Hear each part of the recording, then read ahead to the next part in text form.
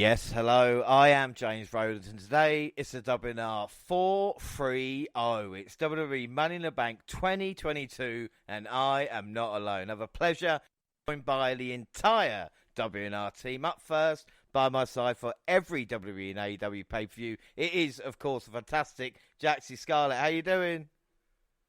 Hello. Doing well this week. Ready for another review of Money in the Bank. Let's go. Yeah, let's get to it. After that live show. It is nearly time for the event itself. But up next, a man who is our resident NXT and New Japan expert. It's Monty. How's it going, man? I'm good. Excited to be here. Like you mentioned earlier, ready to review another show. And, this is really a fun show. So I hope we can give the fans another fun review. Without a doubt. And last, but by no means least, I quote the great Winnie the Pooh. And he said, people say to me, you're a genius, you're great. I don't know if I ever feel that way about myself. Some things I feel like are better left for other people to say, and I'm just not into, like tooting my own horn or bragging or anything. And for me, that sums up Genius Gina perfectly. How are you going in this show? I bet you are in great mood, ready to review this. What up, WNR team? Great intro, as always. Well, like I said, we always save the best to love. Pooh? I do like honey, so I'm just going to even take that. I love it. It doesn't sound so profound. I'm taking this personal attack. Why is my sister always known as the genius? I was born 7 minutes first. That doesn't make you a genius. Okay, but I'm at least smarter than you. I'll tell you what. Before we start an argument with you two, which I would love, don't get me wrong, why don't we just judge who the genius on who wins predictions today? I think that would be fair. Spoiler alert. Well, I'm just saying, hopefully people listen to the live show who are now listening to the review as well. Some of you may know, some of the emails I got celebrating, it was like the Empire had fallen in certain places. I'm sure there was Ewoks jumping around. So we're going to get onto that. And I'd just like to thank you guys first, like I said, Monty, Gina and Jaxie, the commitment to the WNR podcast, especially over this last stretch of shows. 4 shows in 2 weeks. 2 live shows and, like I said, 2 reviews. It's been incredible. So I'd like to thank you guys for that, you know? Oh, yeah. Holding on by a thread. You are welcome. Yeah, it's always Monty bringing me down, man, you know? But, like I said, I have to admit something now to you guys, the people listening at home, because I've been asked this question a few times. Throughout the years as well, and I'm going to be straight up and say, yes, basically, the rumours are true. I do suffer from audio issues on this podcast from time to time. It was more shown on the live show where I actually couldn't. But usually, I will let you peel behind the curtain, everybody. It's usually Jaxie, June and Monty who would kind of step up and then kind of speak over when it goes wrong, you know? So I will admit that now. It's a team effort, you know? We've heard that mic go quite a few times, and we just know on cue. We'll just pick it up. We'll pick up the chat, let you just resort things. You know, it's not your fault. Your mic has performance issues. A lot of people, microphones, people suffer with microphone deficiencies, and there's certain things you can do. I'm trying a new thing today, so I hope, like I said, it can work. But a lot of people, there's nothing breaking kayfabe. Well, this is a thing, and it needs to be talked about. You know, like I said, this is a serious issue, and a lot of people, especially men, suffer this and don't like to say anything. So here at the WNR. You can always contact us on the WNR podcast at gmail.com. So let's start the kickoff then for Money in the Bank. And we've got Caleb Braxton with Booker T, JBL, Pete and Irish Patrick. And do you know what? I don't mind them. I might be watching too many kickoffs, but the Profits join the table and nearly break it by standing on it. And then we see Riddle training with Nakamura in the gym. And that was the only other thing good of note. So we will start Money in the Bank, like we say. And the main show with the basic Money in the Bank opening. This, of course, was originally a stadium event. Monty, do you think it's been affected by the fact that they had to downsize it? Maybe to an extent, maybe, to some people, or like maybe from a visual aspect, because we know how big time and how like nobody else some of those stadium shows can feel. But I don't think it took away from the card. I mean, it's still Money in the Bank, still one of the more exciting stipulation, premium live events. So, yeah, I don't think it really took away too much from it. But I guess if you're from a production standpoint and from all of the hoopla that WWE loves to put on with their stadium shows, it may have took away from that standpoint. But I don't think it hurt the event much at all. No, I mean, like I said, it's the closest we're going to get to a kind of Big Five event, I think, with Money in the Bank. Like I said, yeah. July 2nd, and starting us off, the women's Money in the Bank ladder match. We had Alexa Bliss versus Liv Morgan versus Asuka versus Raquel Rodriguez versus Lacey Evans versus Shotzi versus... That is a lot of verses. When this... I will ask the group... when this match started off the pay-per-view, did any of you guys think my cashing card was on? Because I did predict Becky Lynch would win and cash in on the show. I mean, this was my main worry when the whole Money in the Bank pay-per-view first started. I was like, he guessed that it was going to start the freaking... pay-per-view off. Now this has happened. If Becky Lynch wins, I should be like celebrating because I chose her too, but I won't be celebrating if she does win and then cashes in, because then it's all on James. That is music to my ears, I will say. I was a little nervous, but I was worried about just in general, my pick in general. So yeah. Gina, how did you feel at that moment? I mean, I already felt like I've lost the prediction game already before the pay-per-view even started. There were so many regrets. I was like, no, I should have chosen this. I should have chosen that. I didn't see the ending of this match happening. I really didn't, because WWE like to have a nice consistency when it comes to them and with wins and losses. And with Liv winning the previous match, was it on Raw, I think, where they had like a lot of the people who were going to be in this match. So, well, she ain't winning it then. So I was so surprised. And I just already was like, right, that's it. I've condemned myself. Yeah. Well, like I said, your last words on the live show, I think, when I said you might have a chance was, yeah, I'm sure. So, we start this on a different note. As for the match, Shotzi was the first to touch a briefcase, but Lacey Evans threw off the ladder. Evans nearly had it too, but attempts to put it down was denied by Morgan, who somehow flipped herself over the ladder and dropped Evans with an incredible sunset flip. I tell you what, that could have gone a lot worse as well. Credit for Shotzi for holding the ladder, or Elvis Shotzi, I should say, who then folded up Bliss and a ladder. But it wouldn't be Shotzi if we didn't fear for her when she bounced her head off the ladder afterwards, and it looked like she was bleeding as well. Monty asked you, could we have followed Shotzi in NXT? She got a lot of stick and actually quit twist of the Bliss incident with the ladder. Yeah. But we always see a risk in her life. Is this just something that maybe other people aren't accustomed to? Yeah, I think on a wider scale like that, especially at Money in the Bank, maybe they aren't used to that. But at the same time, these things happen. So some of the stuff she was getting was definitely out of line. Like, you should be fired and blah, blah, blah, all that type of stuff. I mean, we see it all the time. It doesn't have to be a ladder match. But botches from a lot of the people that we trust. We saw CM Punk in a world title match not be able to hit a move. Like, it just happens. A lot of people you love and, or people who are popular do make these mistakes. So I think it was a little bit of, like you said, maybe not familiar with her style, but also a little bit of just overreacting, because it, like you mentioned, anytime that something went wrong, it kind of made you feel like, oh my God, like damn, you just made you wince. And like you said, if you watch enough shots in matches, it does not have to be a ladder match for you to wince at something she does. And man, that senton spot, hey, nothing but props, because there's no way I would want to take that type of spot, especially when you with Becky moving and taking it full ladder to the back of the head.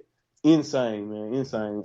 She's just tough as hell, though, man. I think, like you said, people who know always known that was an element of her wrestling style, and it's not always the prettiest, but man, is it you always do a little prayer, like, man, I hope Shotzi's okay. Like, right. I promise, it's not too many matches where you don't want it. That's what I'm saying. So the suicide dive she uses is in literal sense, But we see. Yes. Big time Bex took an opportunity to get some payback on Asuka. Looked like Asuka got in Lynch's head as she went off a ladder onto another one that didn't actually break. And I actually thought, when she did it, I thought, oh, Becky should have gone higher. And I thought, who am I to say that? Like, why? Right. Yeah, she should have jumped from there. It got a "This is awesome" chant, and Lynch knocked over 2 lads to take out 4 of her opponents. Like I said, Shotzi took the worst bump, landing on the top rope. Again, she just landed on the top rope and just sat there. It was crazy.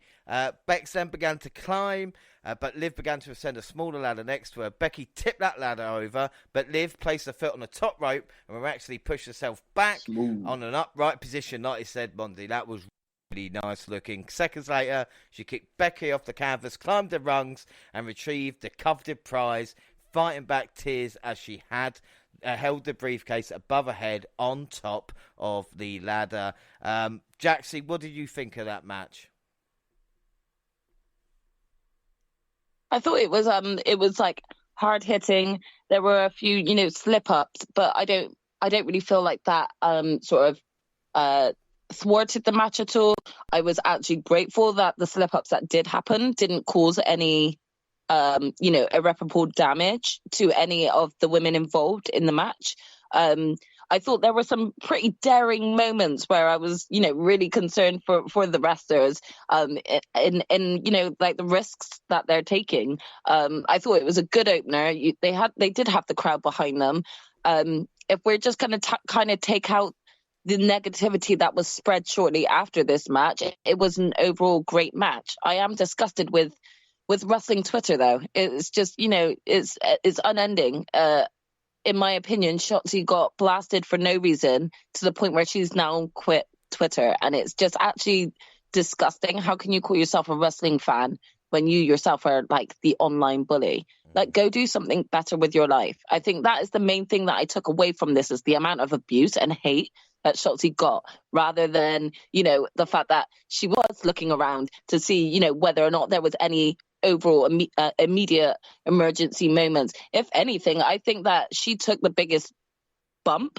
I'm pretty sure she was bleeding from her head at one point. So I thought the match was good. I just didn't like everything that sort of came with it from a wrestling fan point of view. It was just the ugly side of Twitter wrestling, again, rearing its ugly head.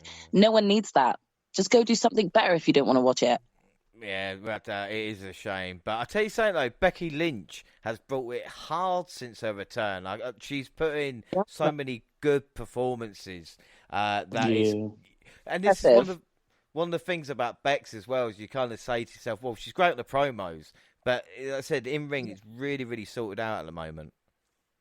I think she's definitely improved. Her in-ring skills have improved, and you see her trying different moves and new moves now as well. So it's not sort of like the same repeated repertoire.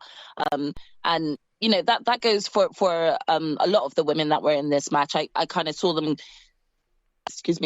like coming out of their comfort zone, which was really nice to see. Again, like I said, there was just sort of like 1 or 2 moments of concern, but you could just tell that all of the women were trying to go out their comfort zone, but also trying to make sure that everyone was still safe. So you can appreciate that from a fan's point of view too. Yeah, I mean, Raquel does not like ladders, but then again, I would want like a monster Raquel just destroying shit. I think that would be really, really exciting.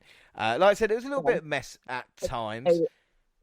Yeah, if they'd have had like a bit more time, with Raquel on the main roster, maybe actually have her as a heel. I could imagine her to have been very dominant in that ladder match. And hopefully we've got loads of ladder matches that will more than likely follow this at some point. So hopefully we'll see a bit more of aggression come from Raquel. Yeah, I think without a doubt. But this is the thing as well. I got to say, and again, I admit, I do own a Lily. So I'm probably causing Alexa Bliss's bad character at this moment as much as anybody else. But Liv looked full of emotion at her entrance. But knowing WWE, they probably told her in the gorilla position that she was going to win it. So, like I said, to see a genuine reaction from Liv and from the crowd, because Gina, you said it, how much of a shock was it that Liv Morgan actually did it? They listened to us. I mean, yeah, I definitely think that they just changed their mind. It was like, no, Liv deserves it, give her the win. But not only that, I also know that a lot of the other wrestlers in the back had advocated for it as well. Like, I know Ronda Rousey had a bit of an influence and said that Liv has worked really hard and she kind of deserves to get some sort of win. And for me, I just felt like it was so deserved. I was so happy for her, but I was genuinely shocked and annoyed because I would have wanted to choose her. But the only reason I didn't is, like I said before, WWE like to have that same pattern, and they kind of have a similar match to what the big match is going to be on the pay-per-view beforehand on a Raw or SmackDown. And because she had won that, it's kind of like a curse. Well, you won that, so you're going to lose the pay-per-view match. And yeah, I'm just annoyed I didn't choose her. I was super happy for her. Everyone else was there. Yeah, without that, like I said, it was a really, really nice moment for Liv and for all of us enjoying it. I think we all enjoyed it. Jaxie, what would you score that out of 5? I mean, I'll give that a 3.5. 3.5. Monty, what about you? Yeah, the fans enjoyed it. I thought the finish was executed perfectly, and just for the moment when it came to Liv, I still gave it 4 stars. I didn't have a problem with the match. Even the sloppy stuff, in my opinion, meshed well with a lot of the stuff that actually was playing, like Shotzi missing that senton. I ended up wincing the same way when she slipped, the same way I did when she missed that dive. So it's almost the same feeling. So I didn't think it took anything away. And I thought, again, like I said, the finish executed the moment for Liv. I felt she was the most deserving going in, but we know how WWE does it. It's not always about what people deserve. A lot of people get what they deserve in WWE much later than they need it. But it's all good. I'm happy this happened for Liv. I gave it 4 stars. Yeah. What would you score, Gina? Yeah, I gave it 4 stars as well. The thing is, I know there were bumps and stuff throughout it, but to be honest, even though I was worried at the time when watching it, when I think back to the pay-per-view and I'm remembering the match, I'm more remembering the good spots that had happened rather than the bumps and stuff. So in my eyes, there was still so much good that came out of that match. And I was happy for all the women because they had a great first match in that pay-per-view event. And the crowd were behind them so give it 4 stars.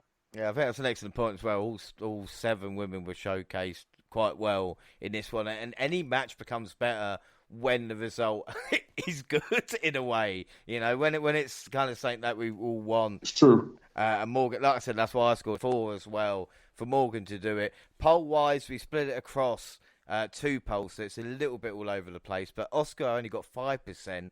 Bliss with 16, Shotzi with 17, Lynch with 21, Raquel with 33, Evans with 50, Morgan with 58%. So Jaxie got the least. Oscar got the least there. Jaxie, I know you're a huge Oscar fan. Does she need to maybe change things up a little bit, or do you think she can still, be successful? I think that she still can be successful. I think that she still is. She gets such a pop from the crowd. Like, when you actually go back to their entrances, she got one of the biggest pops for her entrance. She also is just great in every single match she's in. She's always kind of she's never lacking. She's always on it. I kind of wasn't shocked that she wasn't going to win this. We all have to admit she won 2 years ago, and she won the belt straight away. It wasn't even just like a contract. So it's not like she's not been given other opportunities either. And with the outcome being what it was, I really don't have an issue with the fact that sort of the light wasn't really shined on Oscar this time around, because the light shines on Oscar all the time anyway. I mean, if you actually go to Monday Night Raw after 24 hours after Money in the Bank, no, just a little bit over 24 hours actually. Sorry. 48. Yeah. Yeah, 48 hours. like her and Becky had one of the best main events on Raw, and they both smashed it. But Asuka looked amazing in it again. So I think right now it's just, you know, it's nice to actually have her in sort of all of these different storylines rather than actually just, you know, doing nothing, sitting in the back and just having a backstage promo every now and again. So I don't have an issue at this moment in time at the fact that, you know, is someone else like Liv Morgan being pushed, because Liv is overlooked a lot, and I do think that it deserves a run. Yeah, I think about that. Well, predictions. Of course, the prediction leagues. There's 3 prediction leagues. We've got the bonus league at the moment. Gina, Jaxie, and Monty are tied on 6. I'm ahead on 10. Of course, we've got Cash and Car still to play as well. AEW prediction league.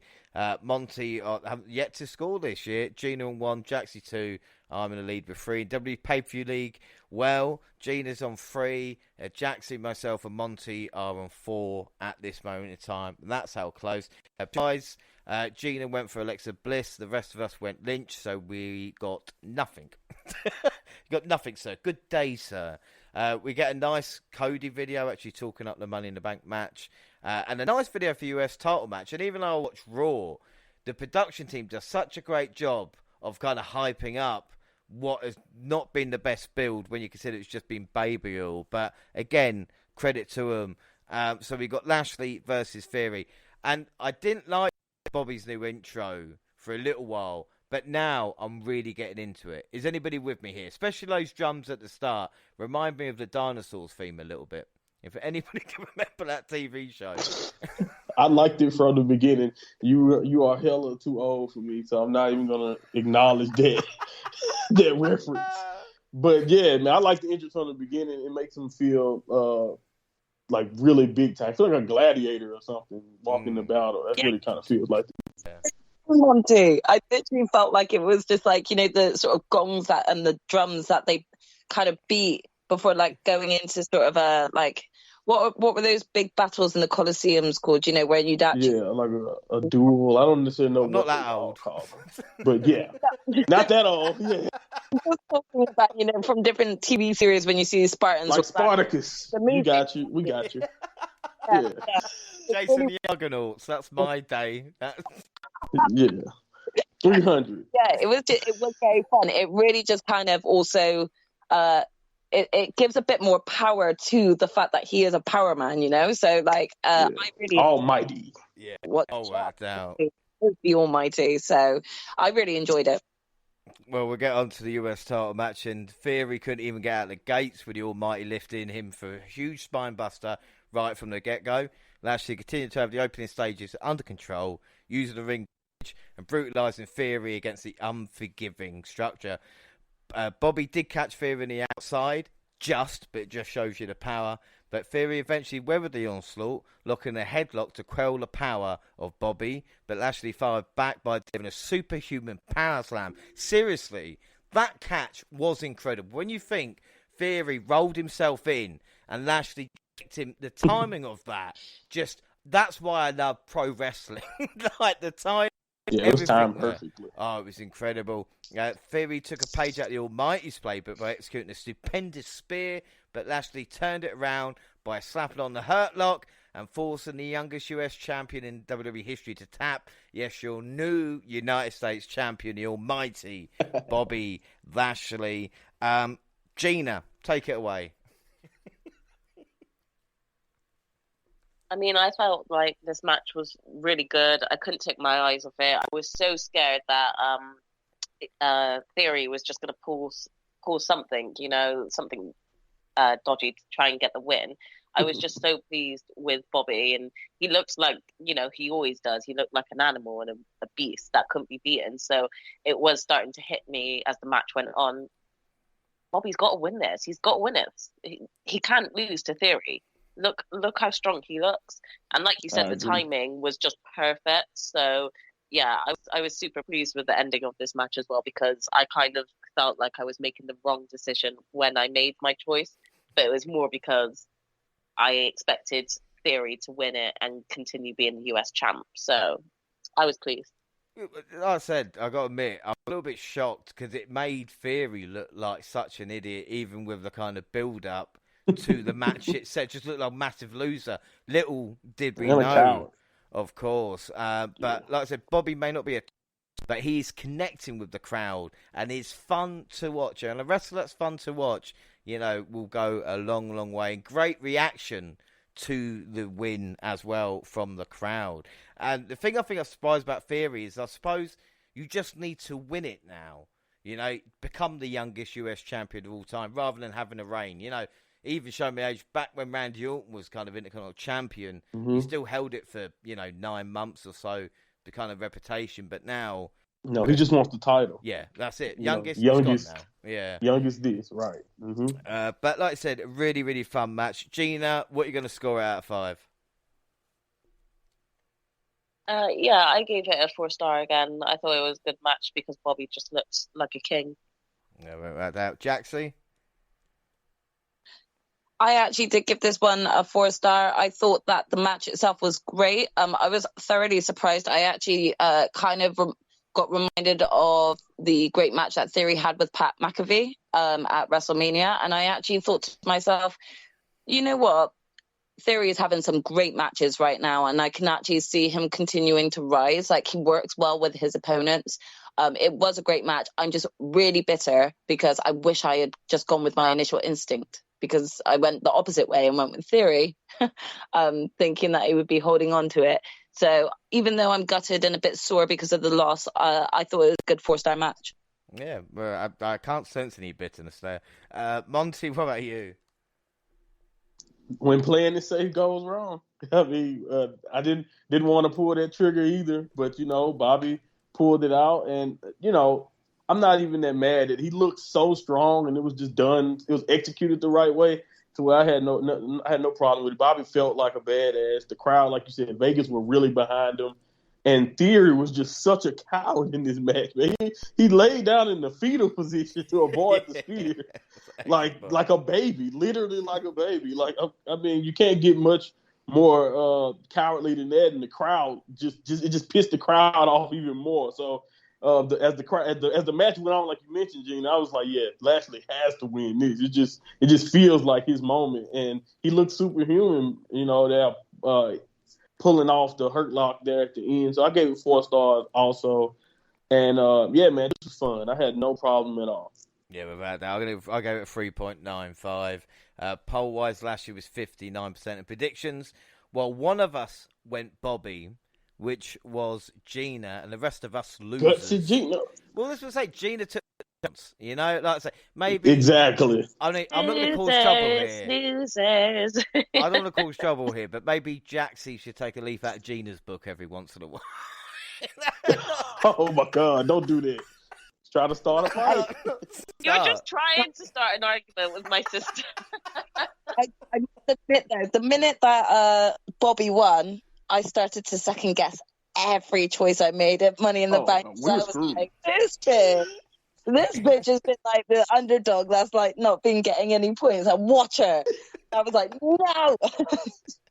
It's what happens with the wonderful world of prediction leagues. That's what happens, So Gina is 1-0 up against the rest of us. So Yes. we do see. Not that it will stand. Well, we'll see what happens, But we see Liv interview backstage. She doesn't know who she's cashing in on, but for now, she's just going to celebrate. And then we get the Raw Women's Championship match: Bianca Belair versus Carmella. Looked like Mella slayed a peacock on the way to the ring, but maybe Corey helped her. I'm not sure. But we see the EST take it to the former SmackDown Women's Champion. Let's not forget, using her power to her advantage. Carmella turned it round with a painful submission hold. She used her tactical acumen well, using Belair's braids against her. The story of the match became Belair's power and strength against Carmella's cunning and smarts. Belair's strength won out as she hit a bone-crunching KOD on Carmella and retained the Raw Women's Championship. And after the match, Carmella took umbrage with her loss, attacked Belair and leaving her laying in the ring to get the last laugh. All I thought, Monty, was, please, not more of this. But what did you think of the match? I'm sorry. I think that's exactly what it means. More of this. Usually when that happens, it's not over, but we'll see. The match itself, I had no problem. It started off like this was just going to be a Bianca Belair display, And it ended up as pretty much a Bianca Belair showcase. If you just really think about how the match went, like you said, Bianca using her athleticism and strength, Mella using her craftiness and just, using the braid and stuff like that, just being smart. And I did feel like Mella was just like one mistake away. They tried to kind of tell us a little story of Bianca if she slipped up with a couple of roll-ups and a couple of other spots, and that Mella was one mistake away from Bianca from shocking us. But like I mentioned in predictions, I believing she would win is just too much of a long shot. That kind of played a factor. And she had the nerve to get cocky, man. So she got hit with the KOD. So, yeah, man, this is good. I didn't have a problem with it. I gave it 3 3/4. Well, like I said, I mean, the power of Belair is just unreal. Yeah. I can't, talk about Bobby in the last match. Belair just makes it look so easy. It's picking up a pint glass. It's not. You know what I mean? It's not. It's just crazy, and she's on fire at this moment in time. Just going about job doing it. It was a showcase. Well, that's that. Don't piss her off. How many times have you seen someone pull their hair and learn to pay from that? Every time they learn exactly. And I like that element of her character, that mean streak. Because, like we said, if you're going to be a babyface, we know how easy it is to get stale in the WWE system as just a straight-up babyface. So you have to have that edge. And I think Bianca brings it every time. That's why this run has been so successful for her, no matter the opponent. But this was really, really good. I'm hoping that Rhea Ripley is not still out long-term and we can get that collision soon. But I'm not even that mad with more Carmella stuff because I know Bianca will hit it off the park, given the shot. Yeah, without doubt, I think you're right there. Jaxie, what would you score that out of 5? I mean, I'm going to give it a 3.5 again, but I agree with all your points here. Gina, what you score that out of 5? But I'll ask you also, does Carmella deserve more respect? God, right? Yes, she does, because Mella has actually worked hard, and she actually was really great when she was champion. She was that annoying champion, but she was still great, and she owned it. She held her character down. It didn't come across forced or faked, and so she is who she is, and that's one thing that I do like about Carmella. I will say though that she was a little bit sloppy in this match. There were some points that she looks good, but there were other points that I was like, "Oh, Mella, you're better than this," and we've seen that. So there were a few frustrating parts, and that's why I've given it a 3.5. Just because I think there were some parts that just it was a bit ruined for me, because I know that Mella has done better matches than that. So yeah, the only reason I've given it a 3.5 is for that reason. Also, both had month-themed outfits, I should say, because they both had the same. I don't know, American Bills. I think Benjamin Franklin or something like that. There was one bloke looking at me throughout the whole match, I will say. But I will give that 3 3/4 out of 5 as well. I didn't mind it at all. Poll-wise, Belair got 67% predictions.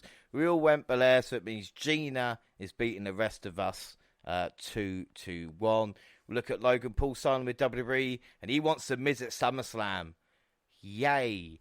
Alexa Bliss and Lily plugged the W credit card. Michael and Pat join Corey for the unified WWE Tag Team Championship match. The Street Profits versus the Usos. New graphics for the Usos as well. I guess they can afford the little, figures standing there like they can Roman now. But no championships. Just keep it nice and basic at this moment in time. But in all seriousness, the Street Profits did bring the smoke in the starting moments as Dawkins hit spine on Jimmy. The Profits taunted Usos early, and Montez gave ode to D-Generation X. I tell you what, I've not seen so much cross-chopping since X-Puck in the early noughties. Ford was on fire when it came to this. But he did find himself in dire straits. But he nailed a suplex on Jay onto the hard ring apron and tagged in a fired-up Dawkins. Dawkins flew over the top rope onto the Usos and hit a spinning corkscrew neckbreaker onto Jay. We see a massive double blockbuster for the Profits onto Jimmy, resulting in a frenzied universe who couldn't believe what was going on. Jimmy managed to kick out after such a ferocious move. Not to be outdone, though, Ford somehow kicked out of a double super kick. Ford then gave everybody a show and then some, hitting his glorious dive to the outside after like 20 minutes of action as well. Not like fresh, but doing that there, and the gobsmacking frog splash that only got a Usos showing why they are the ones getting a 1D on Ford and retaining the titles. But Ford was annoyed afterwards, as we saw from the replay. It looked like his shoulder was off the mat. Jaxie, what a fucking match. I mean, this match was awesome. Again, I don't think either team ever kind of like lets me down in terms of tag team matches. They just really work well together. They know their, sort of surrounding areas, and just like, the flips and everything that they do is it just leaves you like just constantly wanting to watch them more and more. I thought this was a great match. I too was like a little bit shocked at that ending, because I was like, wait, his shoulder's up. So I didn't even truly believe it myself. I don't know if that was meant to happen. I don't know if it was unplanned, and maybe that's not the way that the match was supposed to end. But I'm intrigued to see whether or not like things progress, and I mean that in not only in a way where the Street Profits might fight to try and get another chance at it, but more the case of we saw, like sort of certain small little tidbits of disagreements between the Street Profits. So I wonder whether or not they really are teasing like sort of like a turn on one from one of them, which will be an interesting outcome. I hope it doesn't last, because I love Angelo Dawkins and Montez Ford with each other, and obviously we all know that they're practically family to one another. So I don't really want to see like a feud that would escalate and go on into like late next year, but maybe something short and simple, maybe just two brothers having a falling out type thing. That would be nice. Again, though, I knew my boys were going to win this. I too questioned why they didn't have the belts in their graphic. I was like, you're just getting this new graphic now, but like you couldn't afford to put the belts in, because you clearly have only just done this. So that was a little bit confusing, but yeah. Usos out on top, twins on top. The thing is, though, is like after seeing like Usos and New Day, these classic battles, and you think, well, there's never going to be another team that they're going to mesh with so well. And the Street Profits, I mean, we've seen Usos and Profits quite a few times, and this is why I love pro wrestling. This is wrestling where they give us a match that we've seen times over, but can deliver in that way. And what I will say about the shoulder off the mat, I don't know if he'll bring attention to it if it wasn't planned, if you know what I mean. Yeah. Like, I think the one thing that I do want to say is that even though we do repeatedly get sort of the same sort of tag team matches, I can just imagine if WWE really just, took the tag team wrestlers all off the leash. I can imagine, the decent caliber of matches we'd even get on the Raws and the SmackDowns. Like, if we actually go back to a few years ago, we had great matches between the Revival, now FTR in AEW, and the Usos, or even the New Day and the Revival. And yet, those don't really stand out as much as what FTR are doing now. And that's not to say that they weren't good wrestlers, but they weren't able to showcase themselves well. And that is because of direction, So, I mean, I definitely think that creative should have enough faith in the tag teams that they have, such as the Viking Raiders, to be able to start producing some really good tag team matches between everyone, and everyone feel like on par with one another.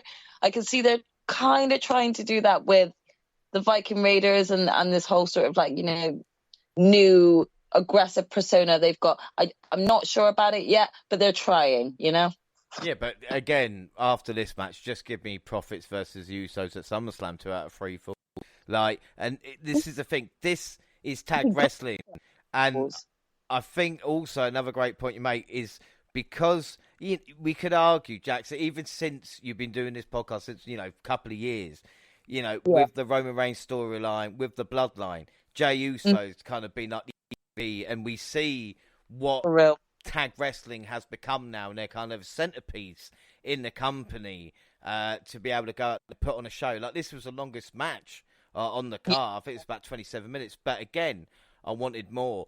And credit, and I know people are going to hate me saying it, but credit to WWE, another premium live event, another match of the year candidate. You know, they're hitting a near perfect record at the moment. Yeah, I mean, again, I really can't complain, and usually that's very rare because of like the content that WWE have been sort of putting out there lately. But I feel like they're just relaxing a bit more and allowing the wrestlers to kind of be a bit more bold, maybe be a bit more daring, and just kind of allowing them to actually do tag team wrestling. And it's like, this is the type of match that I miss, you know, from coming from WWE. So it's so refreshing to actually just be given two decent sets of teams of two different sets of wrestlers and just being able to see them duke it out. I would happily see this again at SummerSlam. I really would be intrigued to see a 2 out of 3 falls between the tag team. I think that would be a really interesting concept. What would you score this match at 5? So I actually am going to give this a 4 3/4 because this was my favorite match. Yeah, I think we're about that. Monty, what about a 5? And am I dreaming to hope the Young Bucks just have a couple of years in WWE to face New Day and the Usos and the Profits? Oh my God, please. You are dreaming, but I do think the Usos and the Bucks and New Day, FTR, you can throw a lot of people, all of those teams. You just throw them in one ring and just let them go. We'll lose our bleeping minds. Yeah, give the Lucha Bros into that tag team mix as well, because I'd love to see the Lucha Bros versus the Usos. Yeah, the Lucha Bros. Exactly. That's what I'm saying. Like, they really are top 5, all of those teams included makes up the top 5 or 10 best teams in wrestling. And it's just, like you said, I don't really know how to talk about this match without just talking about how it was just perfected from the beginning, like all the way from the point of the Usos making sure during extended periods of time in this match, Tez and Angelo had to fight alone. The showcasing, in my opinion, that not only that we already know Tez has the tools to be a top single star, but I think in this match, Angelo also had a chance to show everyone what he can do, that he has some of that potential also. It's just not as flashy as Tez's potential. But he's an awesome athlete at 6'5". He's a big guy. Like, he has the potential to be great. I think X-Pac, I saw telling people recently that, yeah, Angelo can be a star too. Tez gets a lot of the credit, but, Angelo can really be a star. And I'm saying, I thought in this match they did a good job of showcasing that. Once the pace quickened, the Profits started to do what they do best. Everything was timed pretty much perfectly with the false finishes and all of that stuff towards the end. So, yeah, man, even like you said with the finish and them zooming in on it with the kicking out, the Profits have an argument. They can continue this feud, and I have no problem with seeing this again a couple of more times. I gave it 5 stars, man. This is as good of tag team wrestling as you can get. And if you do want to take something away, if I do want to give it a minus, it would be the finish. But other than that, the pin controversy. But other than that, it was perfect to a T, man. I don't know how they could top this. They probably will, though.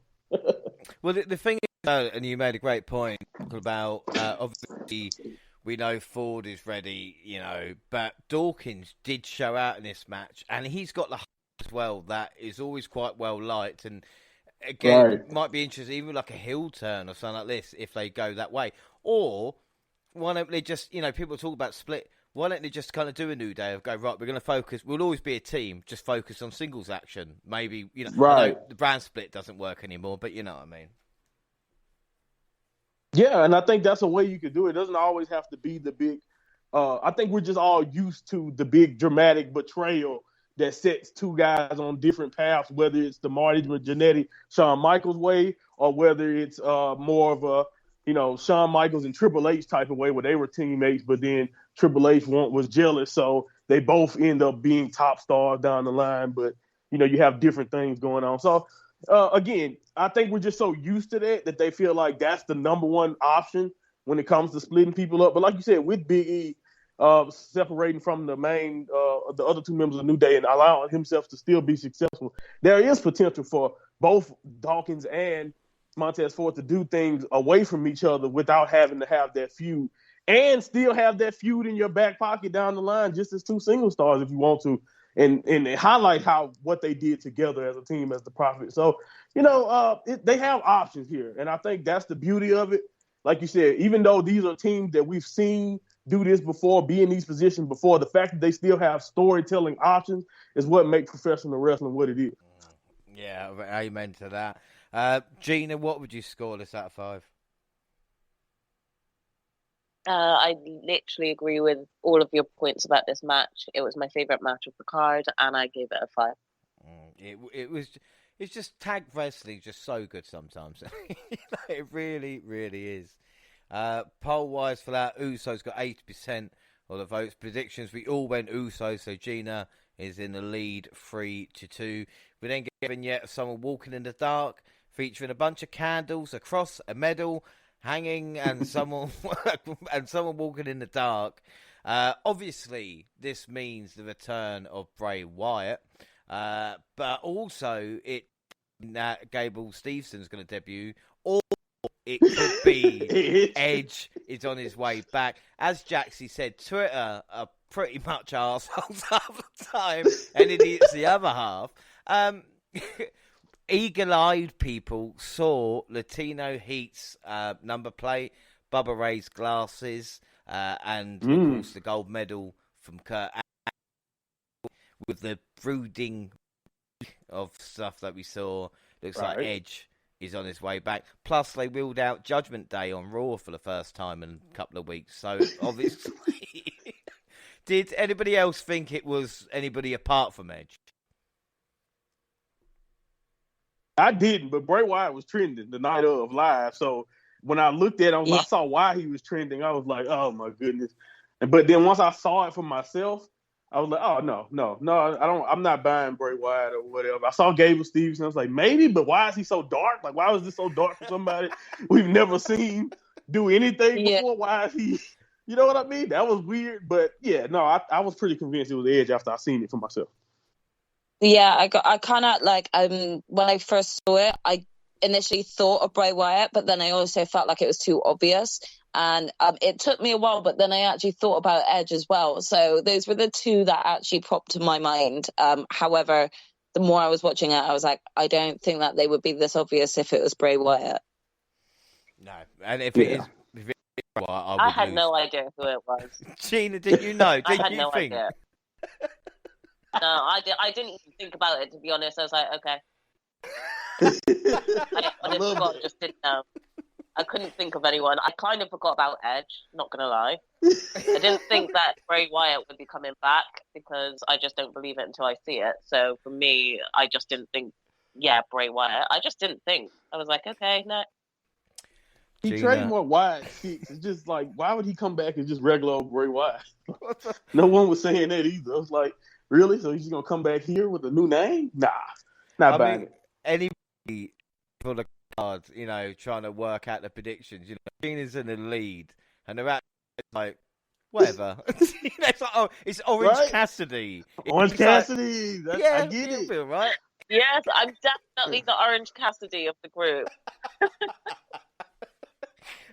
Yeah. So we'll move on, though, to the Women's Championship match. Ronda Rousey versus Natalya, of course, the baddest women on the planet, and the boat. And they start having a point to prove. Submission prowess of the rivals was on full display, both using joint manipulation, trying to wear down the other. Rousey picked Natalya with an ankle lock early, but then Natalya just went outside and started shouting at Pat McAfee, and Pat was going, "It's my job to talk," which, again, good point. But Natalya then fiercely worked back in the match, taking the time to trash talk her former friend. Rousey and Natalya then traded abdominal stretches, taking the wind of each other. Of course, made famous by Wilbur Schneider back in the 30s. Rousey even cinched a sharpshooter, flinching her muscles while doing so, a la Shawn Michaels. Hello, Shawn Michaels. And almost forcing a graduate from the Heart Dungeon to tap out. Unfortunately for Rousey, she injured her knee late in the contest, which severely limited her ability to hit the Piper's Pit. But Rousey fought through the pain, slapping on a unique armbar that forced Natalya to tap out. Gina, what did you think of this? Yeah, it did what it needed to do. um, I'm going to sound so negative here. I've grown bored of Natalia a bit. So for me, it was a good match, but I kind of knew she was going to lose, so I didn't really pay that much attention to the match, if that makes sense. I was watching it, but I just didn't really. Yeah, I was Orange Cassidy throughout the match, you know. Sure. I kind of gave it a head nod when there were some good spots. Yeah. I gave it a head nod, but I wasn't fazed by it. And this isn't me trying to say that neither of them can wrestle or anything like that. They can, and they put on, you know, a good match, but I just didn't really care. Well, it's the most negative reaction Ronda's had in a couple of months, because on SmackDown, I think anybody just pleased to see her. But like you said, the crowd didn't believe that she could win. But I did love the lock-up to start. I think this is a fun match, ruined somewhat by the crowd. I will ask, though, has anybody noticed that Ronda bumps really weird? It seems that, I don't know if it's just me, but if you'd watch any wrestler kind of fall, their legs are usually together. And with her, they're all over the place, you know? And I know she's a former MMA fighter, but that's why it always seems a little bit, what's the word? Is that because she's an MMA fighter? Maybe she's like, you know, taking those of like, sort of like... It's like judo throw, yeah. Sort of like knocked her senseless and her legs just spreading, you know? Like... No, I don't... It's just... Totally different. James, behave, James. Watch yourself. I didn't. Yeah, I like that. I'm gonna have to get the water bottle out and spray you. Sound boy. I'm gonna end up insulting, like trying to explain it any other way. So I'm just gonna shut my mouth. I just felt Ronda's bumping's always been a bit awkward, and I think that might be one of the reasons. Let me see. I don't think she's back bumping in the ring though, like doing 1,000 back bumps. No. Like I doubt she's going through a lot of the harsh training. I've heard, you know, a lot of people have been doing it forever. Too. So I'm pretty sure that's probably part of it. Like, you know, some of the professionals you watch have done it 1,000,000 times, and she has to catch up. But yeah, I've always noticed that it was kind of, you know, weird. But again, I always chalked that up to her not having a lot of matches under her belt. Like, she's been doing this a little while. She's still, I don't think she's nowhere near 100 matches, right? Oh, no. Yeah. So. Yeah, and again, who's going to tell her? You know? Who's going to go exactly. Like, who's going to tell Ronda? Yeah, that look kind of weird, Ronda. It's like, shit. No one is going to say a damn thing. Right. Well, you got your legs open all the time. What's wrong with you? You know, like... yeah, no. No, but again, I didn't mind it. Monty, what would you rank this out of 5? Yeah, man, I gave it 3 and I think 3 3/4. Yeah, man, I didn't have a problem with it. I thought the match itself was solid. I love the little Shawn Michaels pose, you know, while she's doing the sharpshooter. It was a nice little callback. Somebody definitely told her to do that, though, right? You know, I doubt that it came natural, but that was still cool, even if it did. Maybe it did come natural. It was still cool. I, like you said, not really ever believing Natty had a real shot. So that's probably the biggest takeaway. But I did think, you know, Natty brutalized her. So, you know, in a lot of ways, and used her submission. She wrestled back submission wrestling with Ronda nicely at times. So I didn't have a problem with it. So I did think the finish came out of nowhere, but that made sense soon after. Yeah. Jaxie, what would you score this out of 5? I think I'll give it a 3 1/4. It was good this match, but it was just like, I think for me what it lacked was storyline. Like, I just didn't really I wasn't invested, you know. So for me it was a good match, and the 3 1/4 is completely to the wrestling that both women produced, but there was just no real sort of like commitment there for me because there was no story. Yeah. Gina, what about you? Yeah, this could have a 3. we get polls for that. Ronda with 79% of the vote. Predictions all went Ronda. So it was Gina 4 rest free. But it wasn't over there because Liv Morgan surprised Ronda Rousey following the match, emerging to cash in her Money in the Bank contract. That woke you up. As the universe came unglued, Morgan nearly had a dream as Rousey really locked in a desperation ankle lock, but Morgan flipped it round by delivering a kick to the leg and rolling up the baddest woman on the planet to capture her first championship. Yes, your new SmackDown Women's Champion, Liv Morgan. Now, Gina, at this point, what were you doing? I was shocked. I did not see her cashing in. The match wasn't obviously great because it wasn't long. So it's not like I can really say that much, but I'm super happy for Liv for getting the win. And taking advantage of Ronda because she was clearly obviously tired from the match she just had. So, yeah, I was just shocked. At one point, I was so worried for Liv because I thought she was going to come out here, cash in. And then when Ronda got her in the ankle lock, I thought she was going to tap. I thought, don't do this. Don't do this to Liv. That is just so mean. So no, I'm actually happy she got the win. Managed to pull off her Money in the Bank win so quickly. You know, she deserved it. So, but I did not see it coming. No, I mean this was wonderful. I mean, actions as Liv Morgan comes running out with a briefcase. Do you think, oh fucking hell, don't have Ronda win?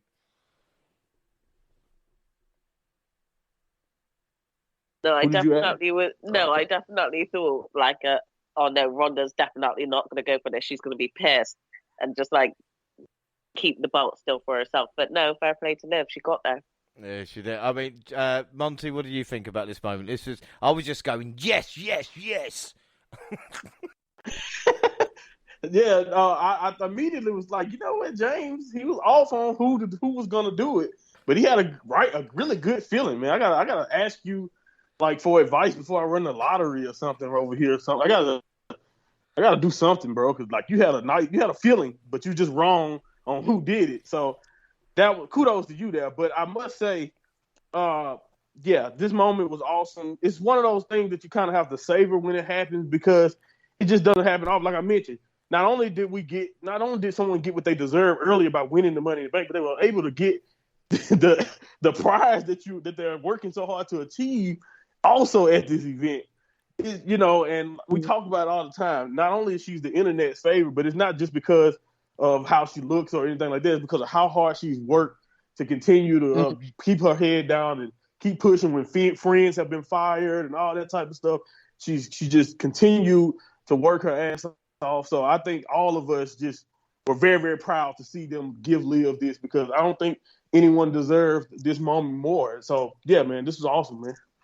Yeah, without that. Yeah, Jaxie, what do you think? Because the only problem that I had was Ronda passing her the title and giving a hug afterwards. Because I just hated that too. Yeah, not when you just lost.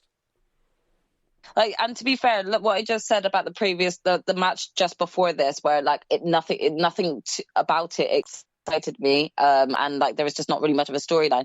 I was so shocked to hear Liv's music, and when she ran for it, I actually found myself shouting with her, go on, get it, I actually wanted to be happy for Liv. I wanted her to get this, and to be honest, Liv Morgan beat fucking Ronda Rousey, okay? No matter which way she did it, and I'm actually really glad it happened.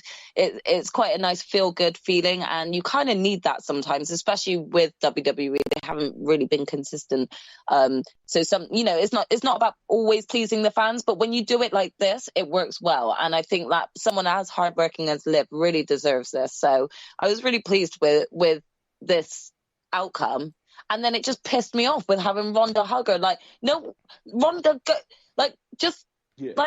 turn, slap her in the face. And I hated that. Just grab the belt. Because, give attitude. You just fine with it? I don't know, but where's that Ronda that came from UFC that literally would walk out with a scowl on her face, would be bitchy at everyone, and you're there just hugging after you battled and duked it out with Natalia? Are you serious? Are you for real? She should have armbarred her immediately. Or something. I promise you. To be fair to Ronda, her previous losses in UFC, she has been unconscious at the end. So it's a little bit different. New ones, could she? But she's lost the sore loser element. Though. She's lost that part. Look, she got over it fast. That's all I'm saying. She got over losing her belt very fast. Yeah, I do. But then I swear Gina was one who said that she had read somewhere that like this was Ronda's idea, like really? to have in, which takes away the element of her being a sore loser because it was her decision to like sort of vacate this or whatever. But like again, I don't know if that's like coming from a real source or not. Well, no, but well, I'm sure. But the thing is Ronda's like, yeah, you can have it till SummerSlam, and I'll win it back. And especially if it means Charlotte comes back and beats Liv for it, then it's a whole nother level. We haven't had to deal with that. Cruel. That would actually be cruel.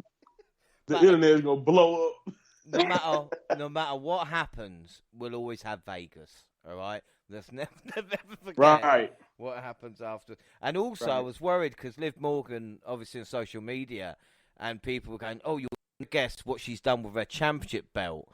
And I thought, "What is it?" And luckily, it was her putting it on the dog and posing with pictures.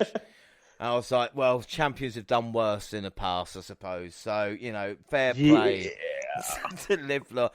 I think this is the closest we've had to a Dolph Ziggler moment in years. Where a cash Agreed. And everybody's happy. Yeah. Yeah. No, that's 100%. I was about to say, let's ruin it by the men's Money in the Bank ladder match. Oh, yeah. This spit in the face right here. The main event.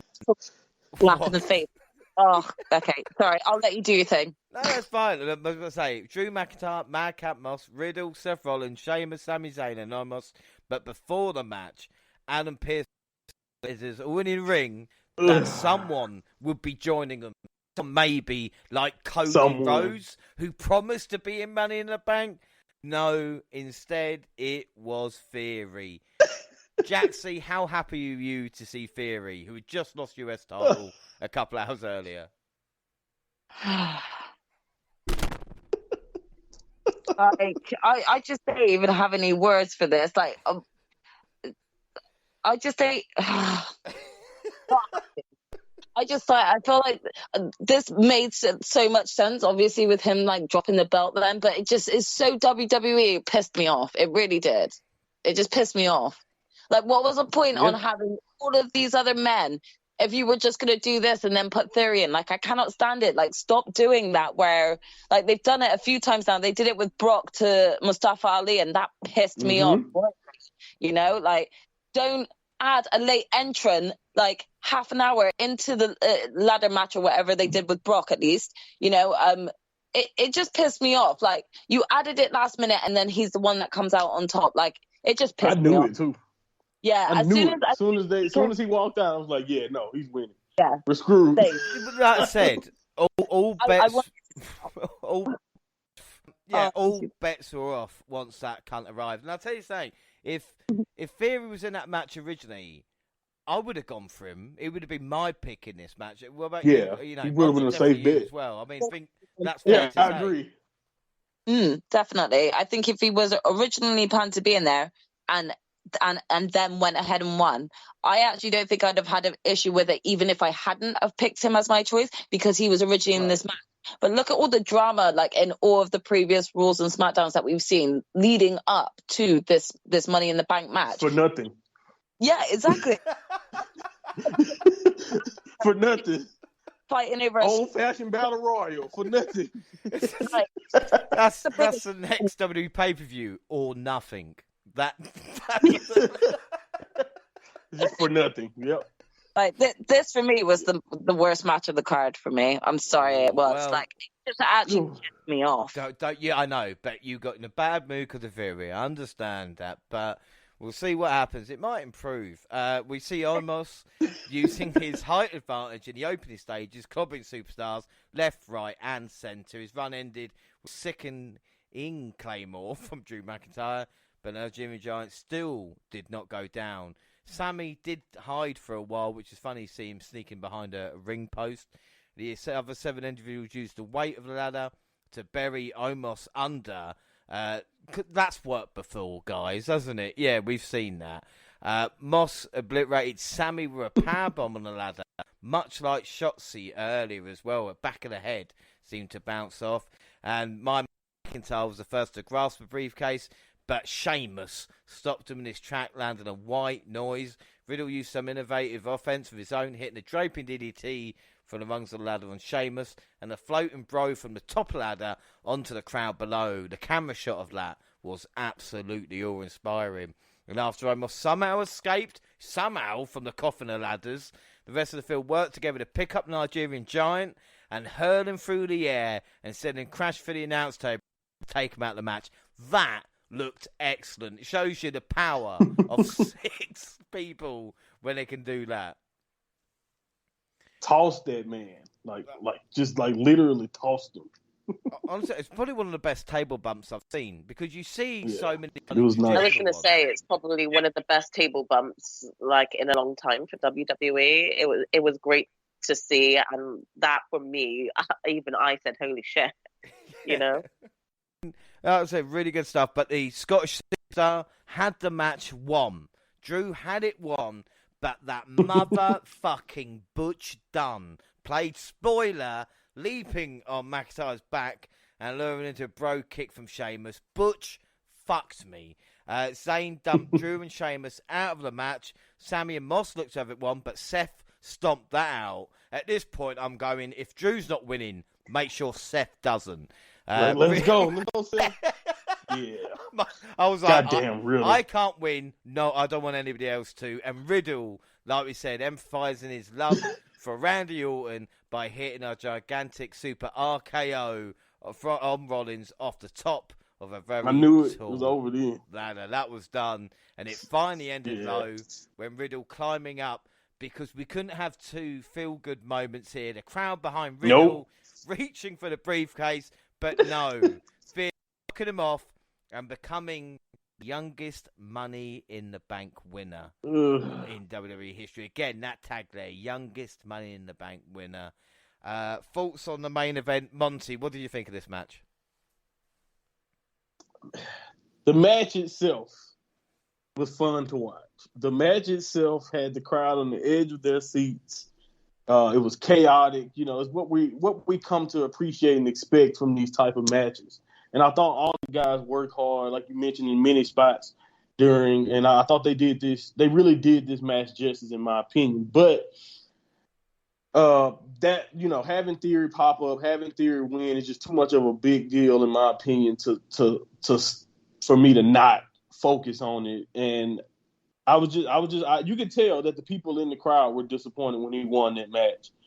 They went from, like you said, being on extreme high, thinking Riddle had a shot, to him getting up there. And, you know, it was unpredictable. It did, I know maybe they were looking for an unpredictable feel, because I could have sworn at the last event they had, we were talking about just how predictable it felt. You know, even coming into the show, we talked about how most of this card felt predictable. But you know, maybe I can understand them trying to switch it up, but I cannot lie, this didn't leave a sour taste in my mouth. And based on the reception on social media that night and from the fans in the arena, it left a bad taste in their mouth. I think a lot of the heat Theory gets, yes, he's a good heel. I can appreciate what he's done or what he does in the ring, because I've been watching him for a while now since NXT, so I know he's good.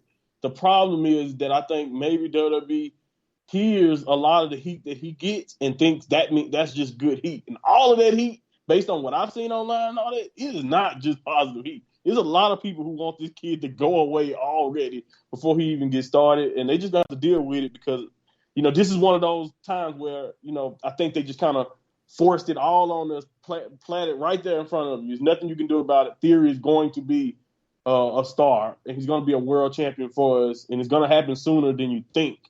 So that's what this is all about. I thought the match deserved 4.5 stars, but I really was not feeling kind of forcing Theory into this situation and forcing Theory onto us. onto us as a fan base. Like, I think they're kind of just forcing the issue here. And I don't know. We'll see how it goes. But, yeah, I wasn't a fan of that decision because I thought it was at least 4 people way more deserving in this match of this spot. But I still thought the match was excellent work. So I still gave it 4.5 stars. But this would have probably been a great Money in the Bank or perfect Money in the Bank match, in my opinion, or at least close to it, if you don't make that decision. So, yeah. I didn't like it. That's a laugh because I put as good as the Money Bank. It's as good as a Money in Bank match can be, apart from the winner. But we'll get on to the thing about Theory. Like we said, we've seen him in the way in NXT. We've seen how entertaining he is. But again, to play kind of devil's advocate, with Vince going all in Theory, right? Like, what's wrong with that? I know, like I said, the response, but if Vince is going, right, I'm going to make this guy a star, make him a champion, then surely that's going to help out in the end, that you're going to have someone on that level. You know, we talk about John Cena or Randy Orton. He's not done it for years, and if he books him and treats him like he done that, then we're away anyway. You know, I think it's a really interesting thing, especially like we're looking at Money in the Bank and think, well, Liv's 28 and Theory's only 24.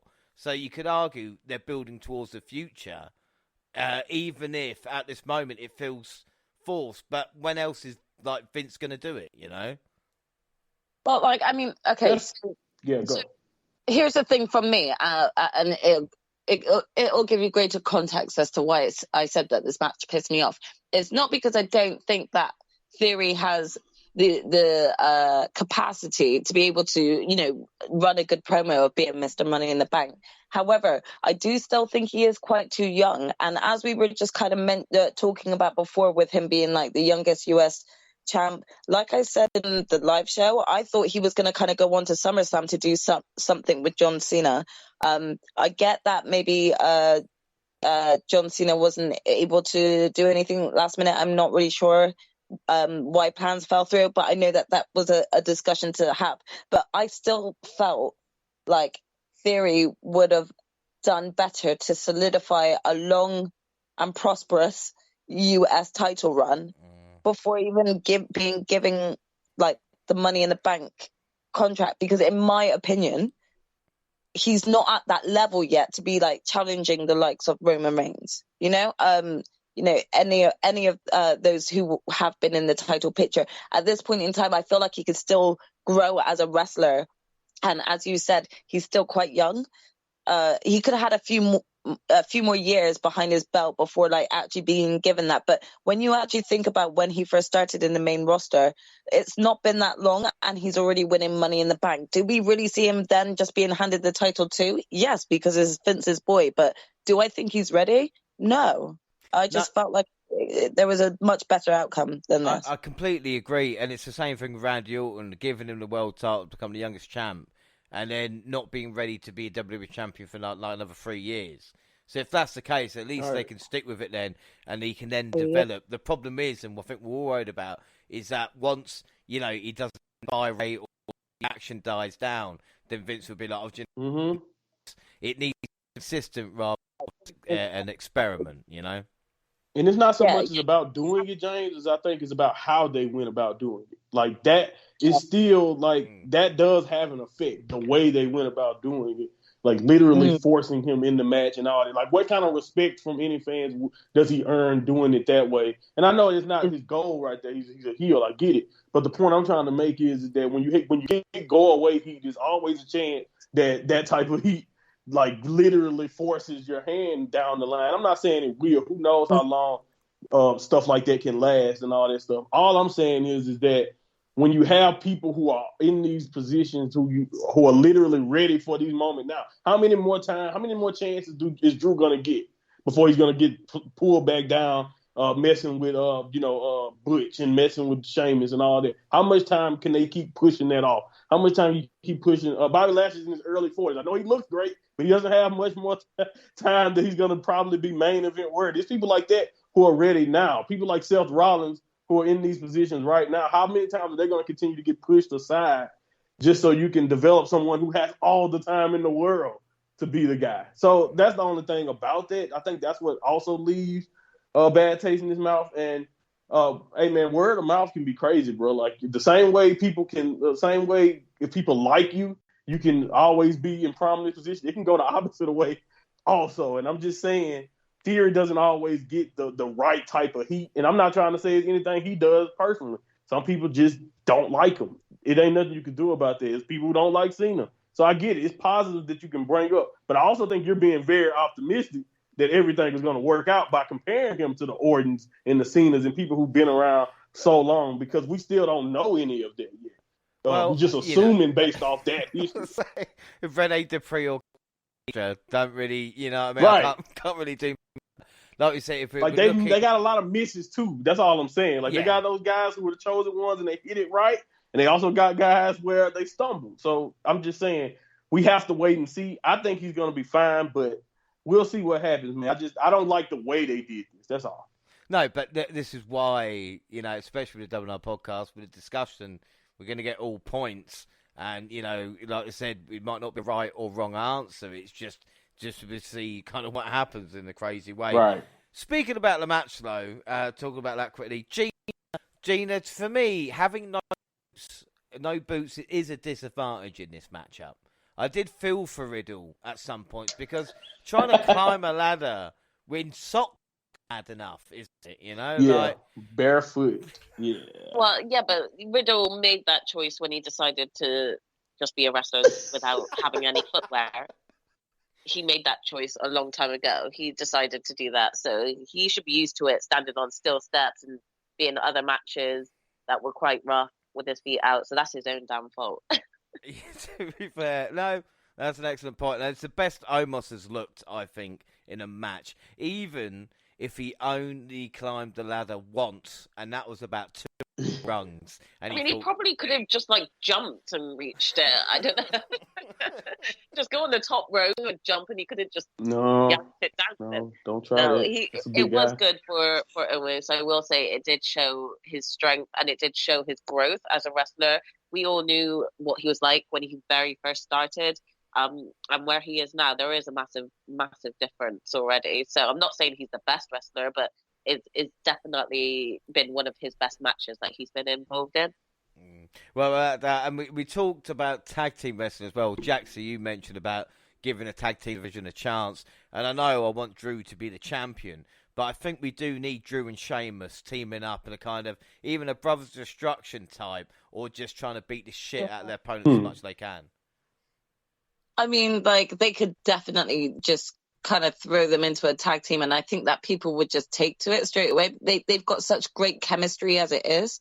You could just see it being another Cesaro and Sheamus situation where, you know, they fight so much to the point where they just end up becoming partners instead. I know that Foley put them together, but, you know, Drew and Sheamus just have so much chemistry. It would be very easy to get them into a tag team together. And yeah, I can imagine them to be such a strong and dominant tag team with a decent run as well, with the belts. I'd quite like to see that.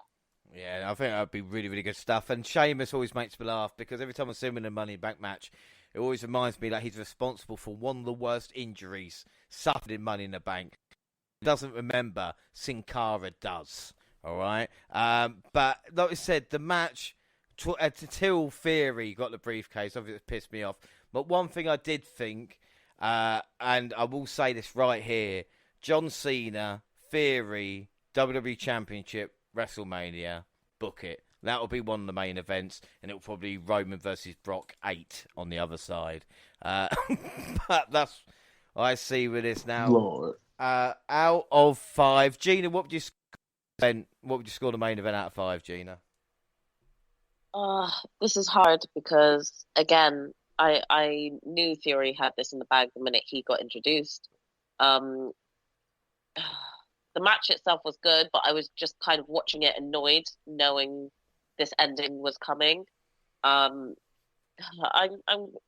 so torn on what to rate this. I'm going to give it 3 3/4. Yeah, it just annoyed me a bit too much with this outcome. Jaxie?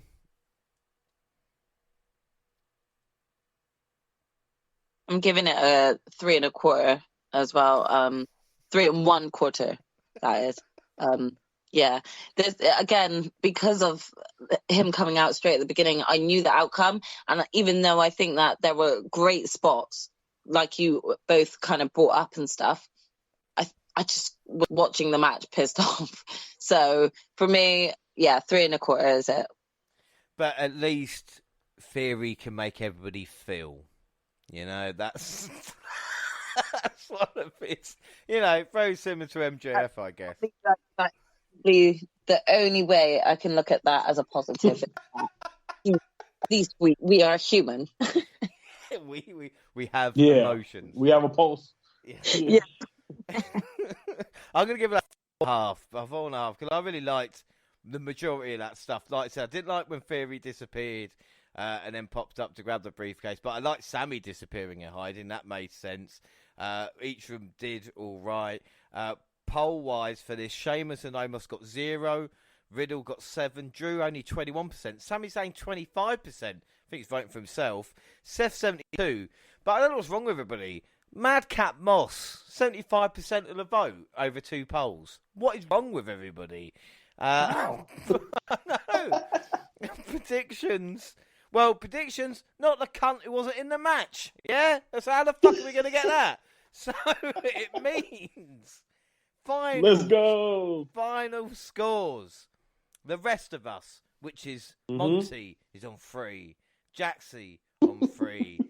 James, which is me, on 3 points. 3. So the winner is Gina with 4 points. How are you feeling, Gina? Yeah. I actually am so shocked, especially because I thought I cursed myself last stream by saying, I'm not going to win this one. And I ended up turning it around. So I'm so happy. Yeah, in your fucking face. I know you want to say that. Reverse psychology. No, I'm just gonna gloat and say I decided to do it for myself and I got there. All I gotta say is bet on Bobby. Bet on Bobby. You took the chance and it paid off, and that, like we said, is what predictions is all about and what it means. Well, the WWE Prediction League right now, Monty, Jaxie, and James were on 4 points. Gina now level on 4, so we are all equal on 4 points heading into SummerSlam. Yes! People are going to ask, is this predetermined? Yes, we have a booker. It's all scripted. It's hard work getting it fixed like it's this. It's definitely a Cinderella story for me to be able to jump up there. Yeah, but the thing I love about it as well with the prediction is that we've all got, like Monty, the first couple of months of the year looked to be kind of getting high. Jaxie struck back, especially the last month or so. My Mania time was kind of from that as well. And now, like I said, everybody was underestimating Gina, and she's a real rocky story. Not even that, though, because she's probably going to go and win this, like, 10-4, and we'll just be like, how shit will we and how good was Gina in the end? I really hope that outcome really comes true. My confidence is shot. Well, we have got a couple of weeks now, to recover. We do predictions again. Lick my wounds. Without doubt. But I tell you something, though, I'm loving these WWE pay-per-views at the moment. You can fast forward the ads, only message. You can watch it in like 2 hours and a bit, and the matches actually get time. So my rating, and I know with WWE, and with all of them, I get really excitable, but I'm still going to give this a 9 out of 10, because really enjoyable wrestling.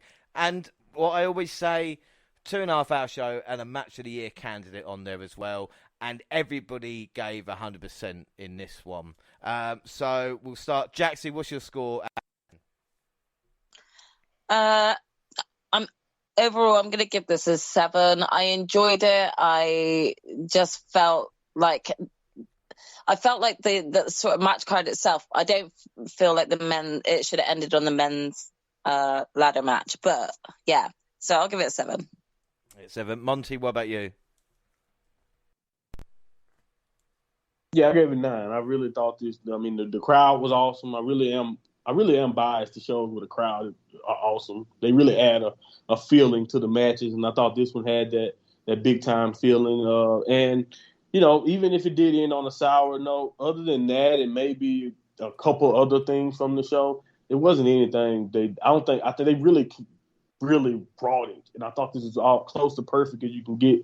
So I did have to deduct some points because of that sour note. But yeah, 9 out of 10. I had no problem with it. It was a really, really good show. Well, I'll say, if Drew won it, it would have been 10 out of 10. I'm not. Yeah, insert Seth Rollins. No, but exactly, yeah. Just think that men's Theory not being involved in that changed the course of prediction history forever. And we think about that. Right. Well, we'll go to the Gina. What would you score that pay-per-view out of 10? I will give it an 8 out of 10. I enjoyed the pay-per-view overall. I was annoyed with some of the outcomes, but I'll give it an 8. I will say match of the night. I think we're all happy to go with the tag team match. Yeah. And it means now MVP. This one might be quite an easy one as well. But Jaxie, I'll start with you. Who's your MVP of the night? I'm gonna go with Liv. Yeah, Monty. Yeah, same. We witnessed a star being made. Liv. Gina. Yeah, I'm going with Liv. It can only be Liv. It's what a moment for her to have. And like we said, no matter what happens with her title reign, we'll always have Vegas. But that is it. Like I said, I knew the show would fly along today, and it has. Don't forget all social media, Twitter at the WNR Podcast. I'm at the WNR JR, and you can find the entire WNR team on the Twitter banner. Monty, where can they find you? On YouTube at Monty Universe, check me out. Uploading videos every other few days or so. Also at my Monty Pod on Twitter. Click my links in my bio. You can check out the latest podcast, and get in contact with me there. Jaxie? Yeah, you can find me across both Instagram and Twitter at Jaxie Scarlett. And finally, the winner, Gina. Yeah, you can find me on both at Purple Pain. Also on Facebook and Instagram. I will say Facebook, we don't post a lot on there, just the episodes, but we've had followers joining recently. So whoever's doing that, thank you very much, and keep doing it on Facebook, all right? We will start posting more stuff on there as well. Across all Google platforms, like I said, send us an email at WNRpodcast@gmail.com and YouTube podcast. We have all the latest clips. Podcasts go at the same time on YouTube. They do SoundCloud on your phone and also Spotify and iTunes, where you can download, subscribe, rate, and review there. So that is it. Bit of sad news, everybody listening. Jaxie will take in a little bit of break, but they will be back for SummerSlam live show at the end of the month. I've not actually checked with both of them, but I'm sure that's fine. Jackson, that's all right, isn't it? You'll be back for SummerSlam live. Yeah, of course. And of course, I mean, I know Gina will be gloating about her victory still. I might have forgotten by then, so I may walk in and just be like my normal self and just be like, I'm ready to lose this. Yes. Guys, hi. Are we doing predictions? Oh, okay. And then I've noticed that's this now. bringing another Winnie the Pooh character into this now. Now I'll switch on my Eeyore character. Well, we'll make sure. We'll see what happens next time. But Monty, you have no escape. All right. Like I said, you made a couple of jokes.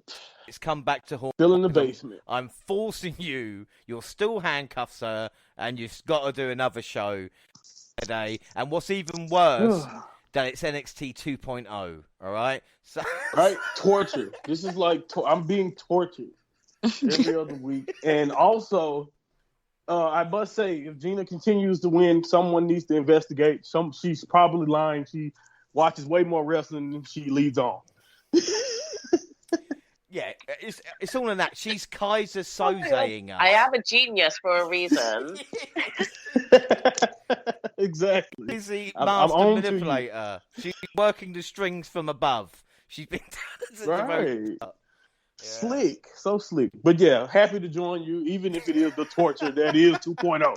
Well, we will have 3 NXT UKs to catch up on, and of course the latest on the network as well. But until then, I have been James Rowlands, and I was joined by the fantastic Jaxie Scarlett. Yeah, thanks, guys. The mind of Monty. There you go. And the genius, which is our winner, Gina. Thanks, guys. Thanks for listening, everybody, and bye.